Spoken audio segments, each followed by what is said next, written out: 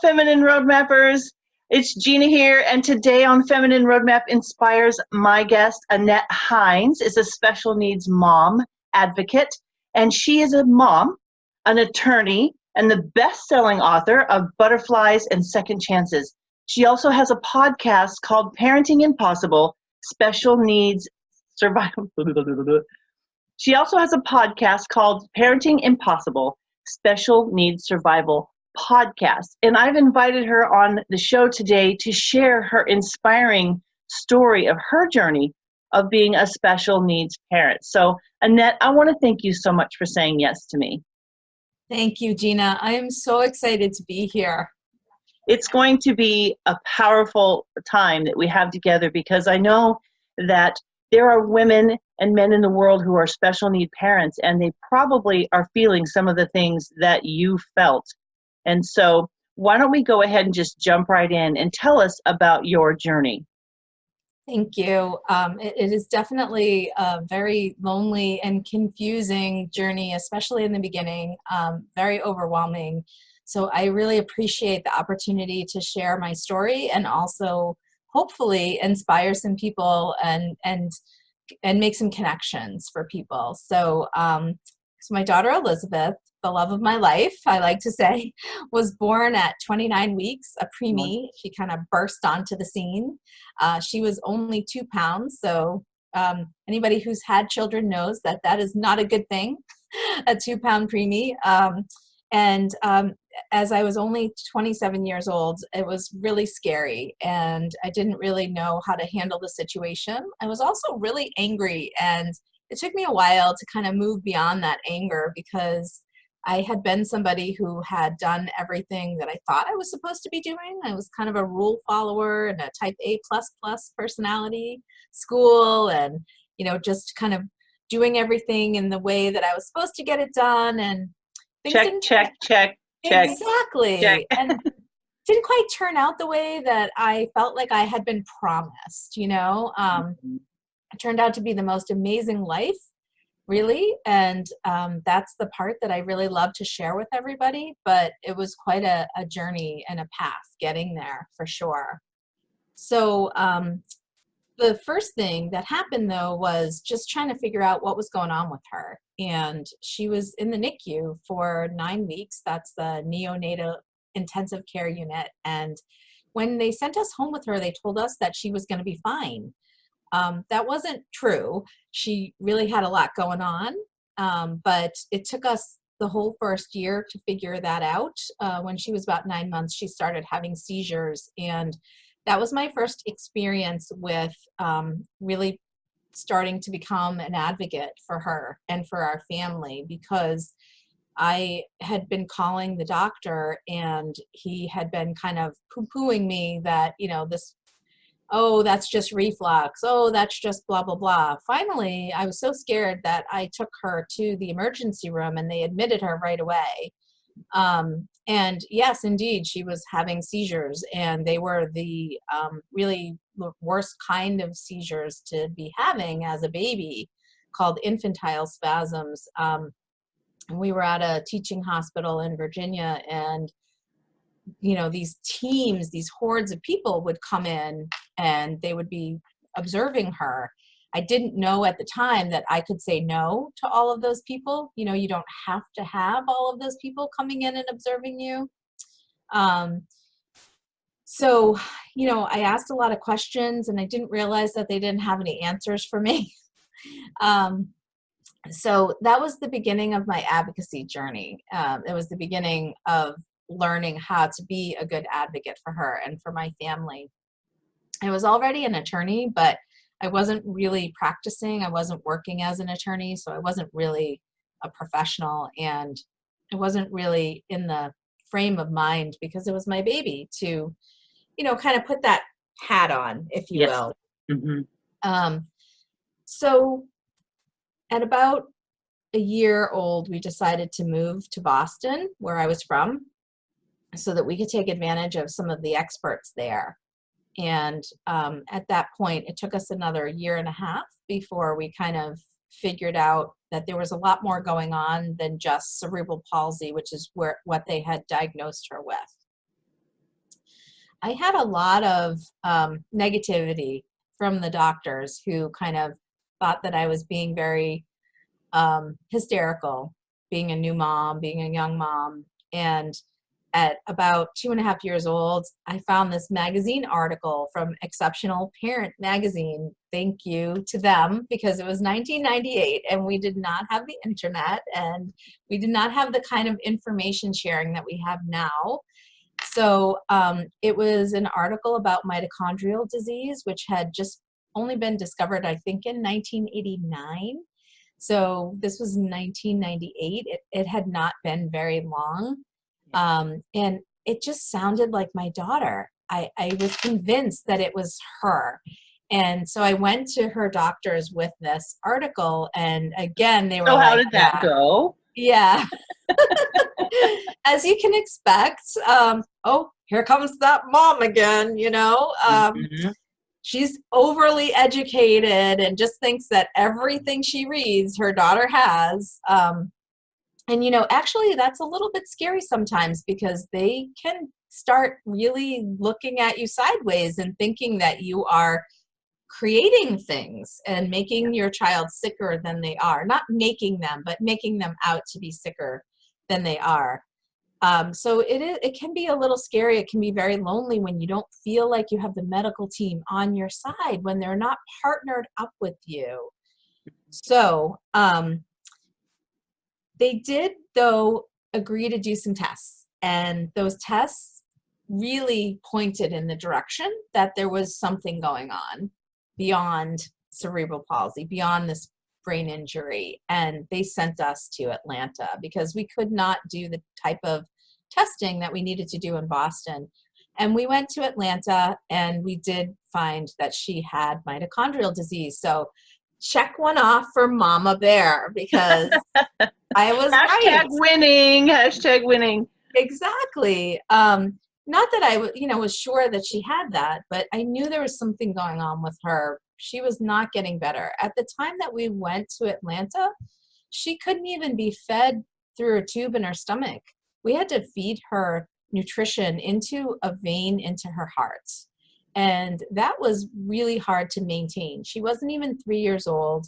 The diagnosis that we got was a deadly diagnosis. A lot of the children didn't live to be 3. She was 2.5, and I freaked out. So, yeah, what did I decide to do? Well, a year later, I had another baby. Why? I don't know. I don't know. I don't know, because, well, I'll be honest. In my book, I write about this. I think I just craved that do-over experience. I'm not proud of it, but that's really what I was feeling. I just wanted to know what it was like to have a typical nurturing mom experience. And yeah, some people have gotten super judgy with me about that. I get You it. know, it's interesting because you just never know what another person is going through, and you can't know what it feels like unless you've been there. And the amount of just kindness that and grace that we should get better at living with, because you're already under a load of, Yeah. burden, confusion, and judgment from the doctors, right? Yes. So at that point, though, the relationship with the physician started to get better.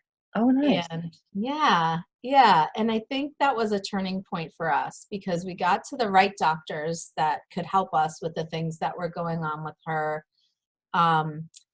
She was also really at her sickest point. And, we finally were able to get her on the right cocktail of things. And there was a lot of research going on.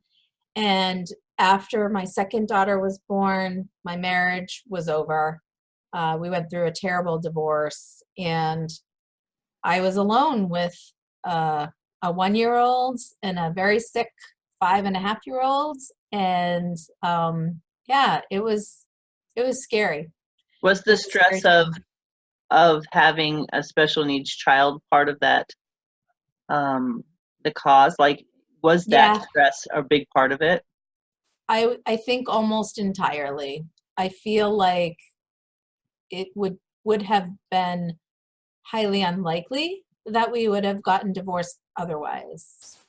Um, our marriage wasn't perfect, and we were not married very long when we first had our child. So there was a lot of factors, but we did not deal with the stress the same and never came together on the parenting plan. So that was the end of it for us, for sure. And Wow, I that's a parented lot of alone, stress. definitely. And he just disappeared. He went to back to Virginia, where he's from, and I parented mostly alone for a decade after that. So that was a challenge. And in my book, I write about what that was like, and what it was like trying to work.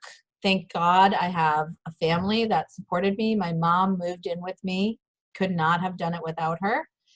A lot of people don't have that good fortune, but I did. And I went through a terrible bankruptcy at the time because I needed to save my house from being foreclosed. Mhm. It was just a terrible, terrible time.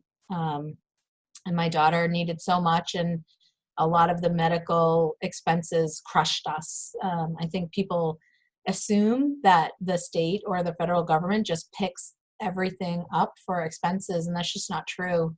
So again, another reason that an advocate was born through all of these struggles, and through all of this, I continued to build a practice and a life that supported other people besides myself. So um, it's been an amazing journey because my daughter Elizabeth stabilized at around 7 years old when we didn't expect her to, and we had about 8 really phenomenal years where the three of us did a lot of fun things together. I made a point of making sure that my younger daughter Caroline had some good alone time with me. We traveled together, the two of us. We did um, a lot of things. I supported her dance, and she had some other activities that she loved. I homeschooled her for a few years so that we could spend some time together, some joyous time together. And as much as there was still a lot of stress and it wasn't perfect, we tried really hard to just be ourselves as a family and to have our traditions and do our holidays and do our thing. And that was all there. And we went to Disney and we did the things we did. And then Elizabeth, just couldn't hang on anymore. And that was a really bad 18 months. And then she died. Wow, how old was she when she died? So she was 17. I still get choked up, of course. Um, and the hard thing about it all, Gina, was that, I had to decide because Elizabeth was in a wheelchair and she couldn't talk. Mm. And so she couldn't tell me. So I had to be the one who said, enough is enough, Mm. you know, and I did. Of course, we talked with the doctors, and for me, I'm Catholic, so I talked with my priest. Sure, sure, yeah. And we talked with the family, and it was not easy, but she just was so tired, and she wasn't getting better, and there was no joy left. Mm. And how did your other daughter go through this journey emotionally? How did you navigate that? Well, I don't know that we did a great job with that, honestly, but we kept Elizabeth home. That was our choice. And we all got to be there with her through the end.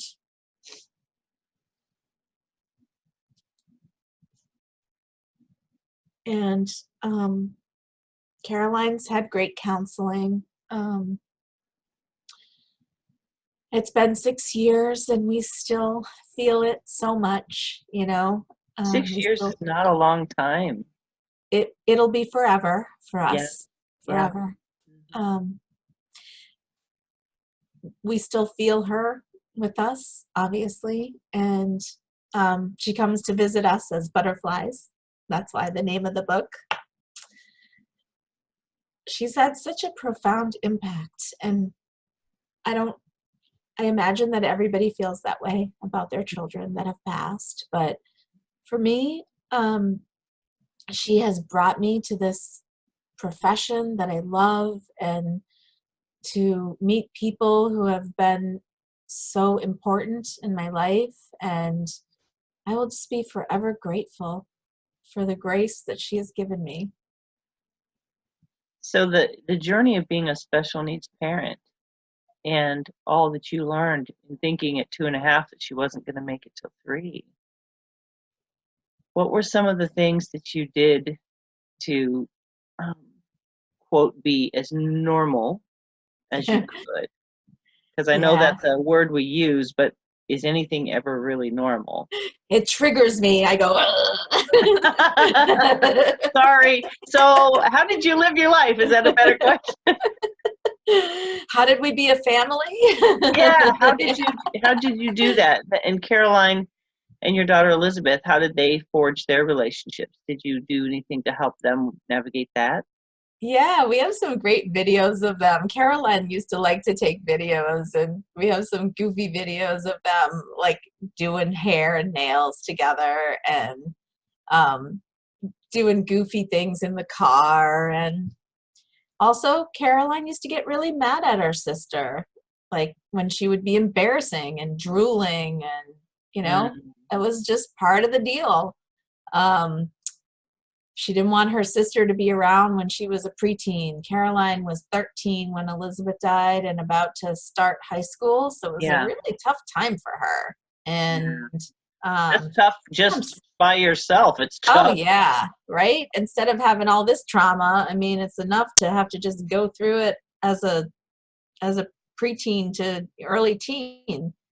So, but some of the things that we did, the choices that I made were to pull her out of middle school, because Caroline was having a hard time managing all of that when Elizabeth was so sick. Some of the choices that we made to be a family, our family was just going to look different than other people's families. So let me tell you a little story. So, for example, when you were talking earlier about, kindness, and I tried to get Elizabeth signed up for the Girl Scouts in our town, and I don't know, it was early on. It was brownies, maybe, because I think that's the young troop, right? Brownies. So, come to find out that the troop meets in people's houses. Well, Elizabeth was in a wheelchair, so we can't go to people's houses. So I asked if we could switch it to meeting in the library. And the answer was flat out no. That would change how we do things in our troop. And then a short while later, I hear through the grapevine in our town, which is not a small town, it's a sizable town, that, who is this Annette Hines, blah, blah, blah, trying to change everything, and, blah, blah, blah. And I was just floored. Like, why would you not want to include this child who clearly cannot get into your home? Like, right. What is the big deal to move a brownie meeting to the library? You just think about the small things that people can do to accommodate somebody. So for us, our life looked a little different. It wasn't brownies, so we joined other things instead. Our church was very accommodating. So for us, we did that. We joined things at church. And so that's how we just did our thing as a family.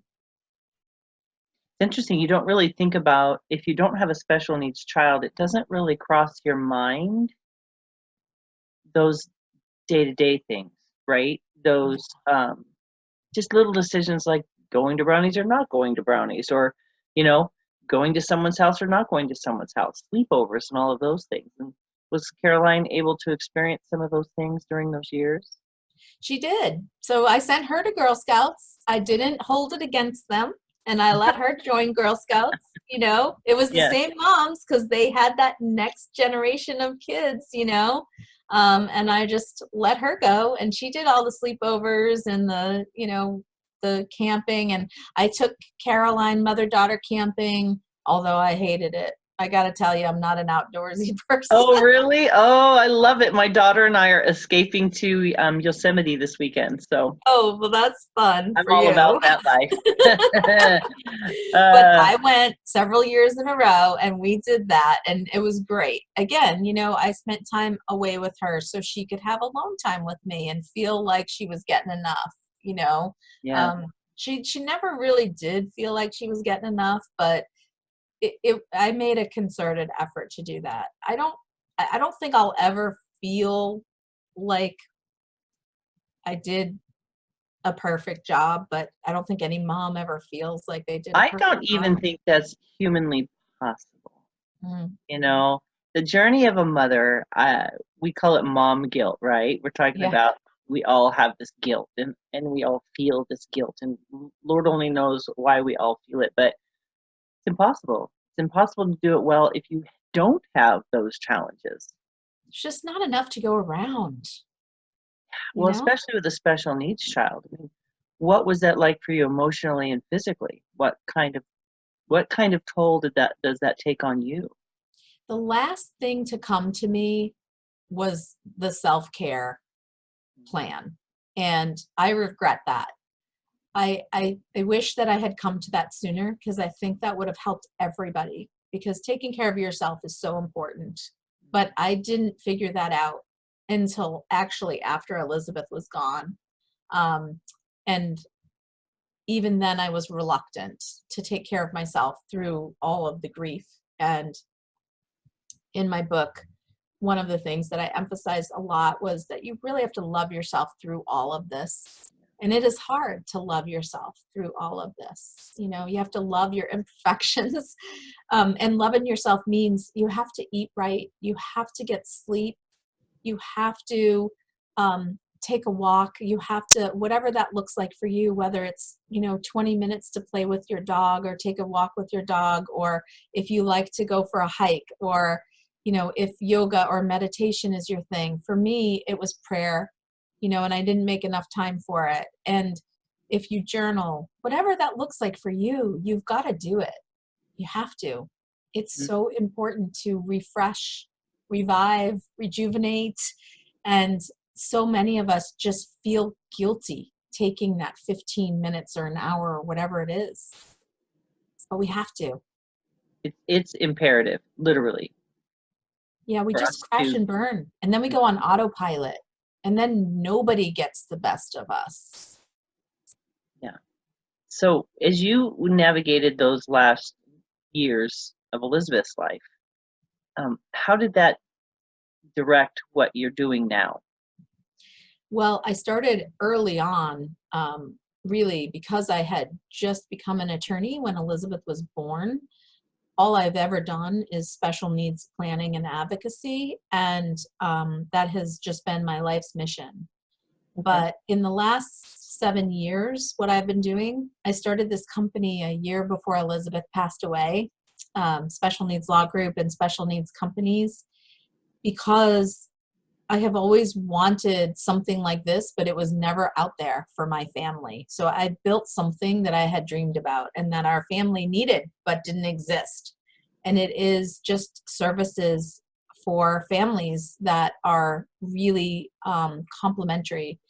It's not just legal services, but also services for care management and advocacy and trustee and financial services, sort of that everything that you worry about when you're not there to take care of your loved one anymore. So we're just going to make that next step in that next plan for you. And we're going to help step in and fill those gaps. And that's what we're doing. We're helping. We're going to take your hand and we're going to help navigate.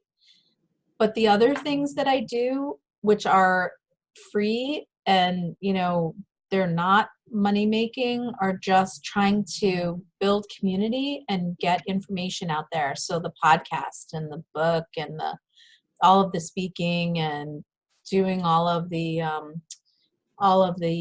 information and the publications that we do.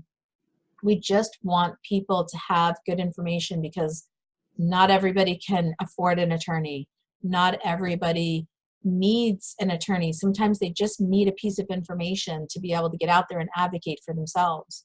And I just have this dream of building an army of advocates to be able to get out there and have a real impact on the system, because I do get tired of addressing these problems one family at a time, the same problem over and over again. And we really do need some systemic change.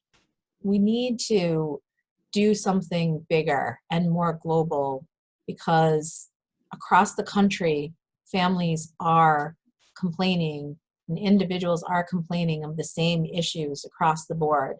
Lack of employment opportunities, lack of housing opportunities, lack of resources, discrimination, lack of advocacy tools.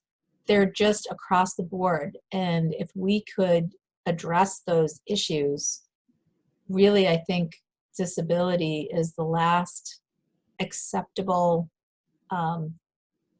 area where discrimination happens and people are just okay with it. They don't see the issue. They don't see the problem. So time for us to shine a spotlight on that and move things forward. So tell me about what was that? That's what we're trying to do. So your organization, the Special Needs Company, is that nonprofit? Is it an advocacy group? Tell me a little bit about that company specifically. So Special Needs Companies is for profit, and it's an umbrella company of our 3 companies, and it's the trustee services, the care management services, and the law firm. And embraced in that are all of the informational activities that we do as well. So the podcast and all of the stuff that I do personally, the speaking and the networking and the communication. And so how does someone who needs this help, what are some steps that they would possibly take if they're feeling what you were feeling? Because sometimes too much information is disabling as well. That's so true, because we do go on information overload. I'm so glad you brought that up. I mean, back in the day when I was talking about 20 years ago, we didn't have enough information. Now there's so much information, it can be crippling, and we sometimes can't figure out what's accurate and what's not accurate, and where to go to sift through that to figure out what's appropriate for us. So I think some really good first steps are to find those advocacy organizations or those people that are in your area who are going to be able to answer those questions for you. People can always contact us. We act as an information and referral source. We will answer those questions and get you to the right resource for sure.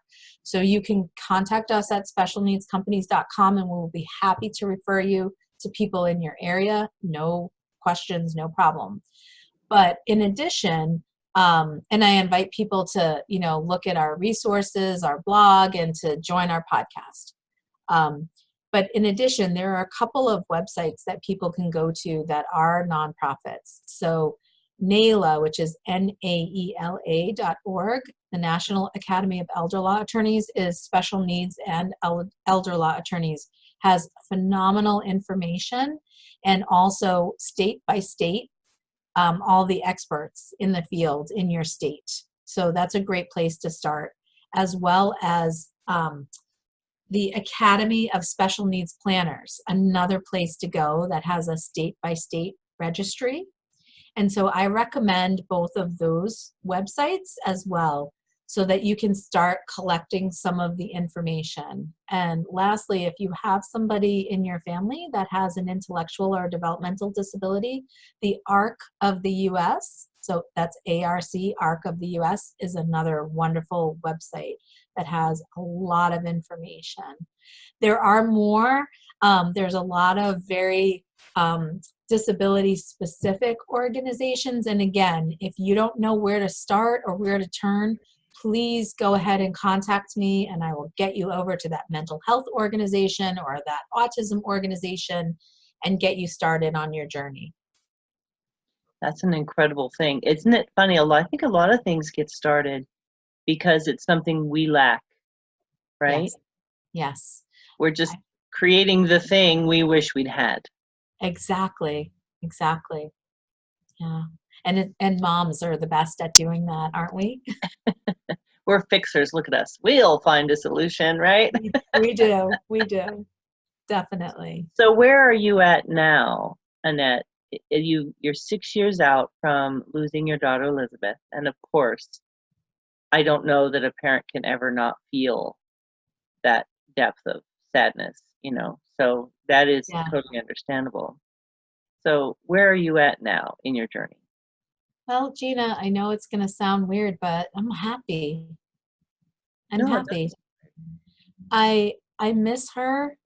And Elizabeth died on November 18th. So this is a sad month for me. So it was very easy for you to bring me to tears in this episode. But so I miss her a lot. And a lot of things remind me of her. But I'm just so grateful and I'm happy. I really love my life. I have a wonderful husband now, and my daughter Caroline's in college and she's doing great. And I have my family and my business is doing well, and I still meet wonderful people every day who inspire me. I don't know what else I could ask for. I'm just happy. But thank you for asking. You're welcome. And I think you mentioned mental health organizations. And I do want to ask you that piece when you are the parent of a special needs child. Let's talk a little bit about the mental health stress or maybe strategies. I know I said I wouldn't talk about strategies, but I'm really curious because that's got to be a very big part of navigating being a special needs parent. I know you said self-care was kind of low on your list, but can you look back and see how you maybe protected or helped yourself in the mental health area? Well, I made a lot of lists just to make sure that I wasn't getting so overwhelmed. And I do think that helped me. And I think I mentioned that for me, I prayed a lot. And I know that it's going to be different for different people. I don't mean to say that everybody should get down on their knees and pray. So you do have to find your thing that relieves that stress for you. I do worry a lot because I think that sometimes the medical community and the school community and a lot of the folks that take care of our kids look at us as if we are fragile and fallen apart, and they're waiting for that to happen. And so we kind of live in glass house, and it can be a little bit treacherous sometimes, and we're afraid to be vulnerable. We're afraid to ask for help. We're afraid to be real with people. I'm going to challenge you to be real and let people know in a safe way with the right people if you need help and if you're falling apart. And sometimes that means that you need medical assistance. Sometimes it means that you might need some medication. Sometimes it means that you need a break. Sometimes, whatever. If you broke your leg, you wouldn't refuse medical treatment for that. If you are suffering from depression, you need to treat that as well. There are there's such a stigma and you know and guilt and this idea of perfectionism that we've been talking about with parenting, that we should never feel depressed about our lives in taking care of our children. We should never feel that weighed down by it. We should be up to the task. And that's just not true. Sometimes these lives are overwhelming, and sometimes we're not up to the task. And again, if it was cancer, we would treat it and we would talk about it. If we broke our leg, we would talk about it. If we're having a mental health issue, why aren't we talking about it? We really need to talk about it, and we need to support each other through it.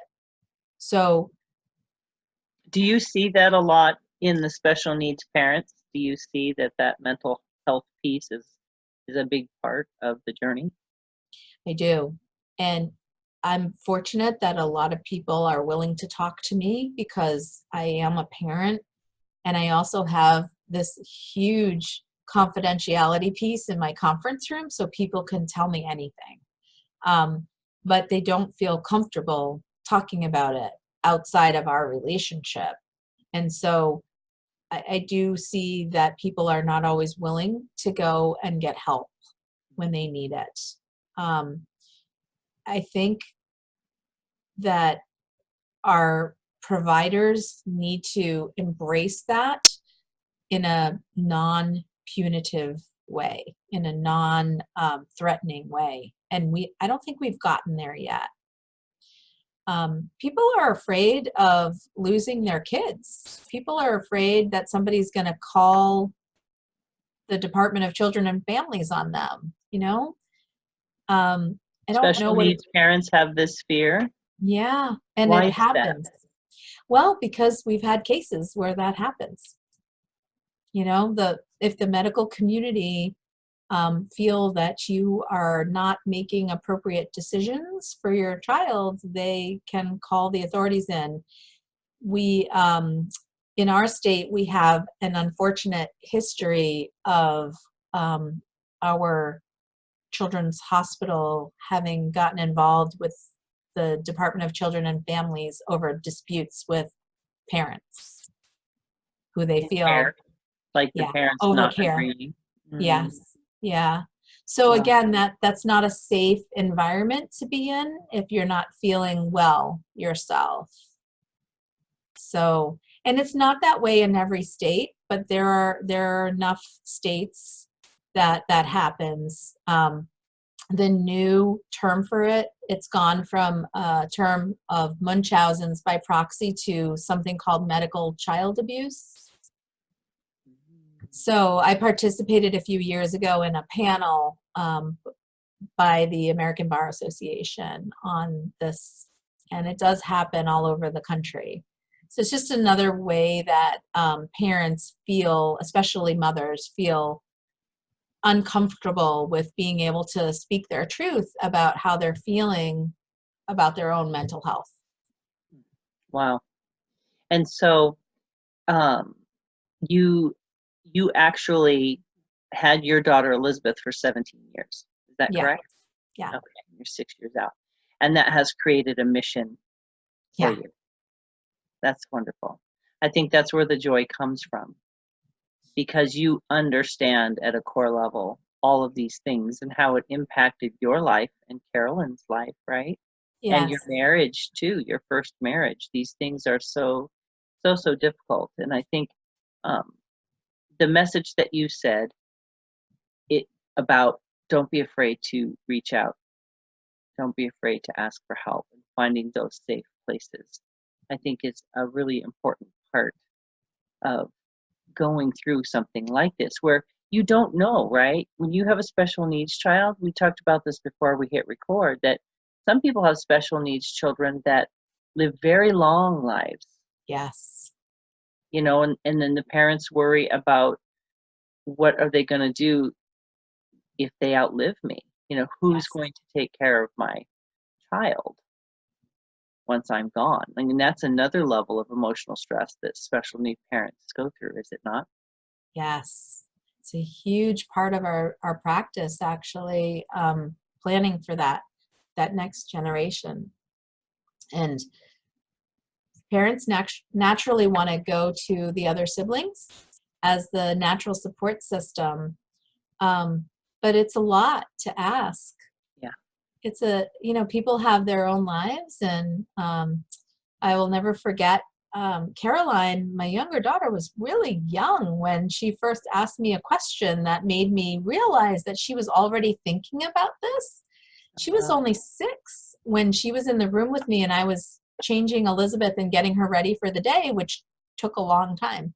And she looked up at me with these big eyes and said, "Mom, when am I going to have to start changing Elizabeth's diaper?" And I was floored. I just did not even think that she was already processing, okay, someday I'm going to have to do this. And man, I just lied through my teeth and said, "Oh my gosh, don't worry, honey, I've got a plan for that. You don't have to worry about this," because I didn't want her to feel like she was going to be the caregiver someday and be burdened with all of this, because it's a 24/7, every minute of the day job. I also didn't want to say to her, "I don't know if Elizabeth's going to live long enough for you to have to worry about this." These are the conversations you don't want to have with your 6-year-old. But someday you have them, and you have them over time. And in my podcast, I had a 2-part series with 2 adult siblings who are also both professionals. And it was just a fantastic conversation. So my Caroline is 19, and I can't wait. It hasn't happened yet, but I want to have this conversation with her, with the adult Caroline, about what her life was like. We're not there yet, but I look forward to having that conversation with her about what was it like growing up. Tell me as an adult, what was this like for you? What were you thinking about? What kinds of things worried you? What gave you joy? Because I don't think that as parents we know, and that really will inform choices about what happens with planning for that next generation. Sounds like a book waiting to be written, actually. Another book? There you go. Sounds like another book waiting to be written. I'm just saying. Well, I want to thank you so much, Annette, for sharing your story and your passion, because I know that there are people out there who need this message. I shared with you earlier that my sister-in-law, her 3rd child was having seizures. He started having seizures at about 1 year old. And he had several of them in a row. Thankfully, those aren't happening anymore, but there were a series of seemingly unrelated things. And I do remember, and she's still in it now, but the fight she had to fight just to get the doctors to not think she was an overreactive mother. There you go. Yes. That was really when you said that, I'm like, oh my gosh, she had to fight with the insurance, and she had to fight to get the doctors to believe her. And the ocean of doctors I feel like she went through to get to one who would just listen. Mm-hmm. Mm-hmm. That's sad. That's sad. You find that linchpin, though. Yeah. And then you can start to at least find answers. That's pulling your team together. I say that all the time. You got to pull your team together. Yeah. And so your organization is a great place for, if you're watching this video series right now and you or someone you love has a special needs child, from baby all the way up to adult, there will be, please check down below for the links to connect with Annette and her organization. Please subscribe. Please share this with your friends. Check out the book.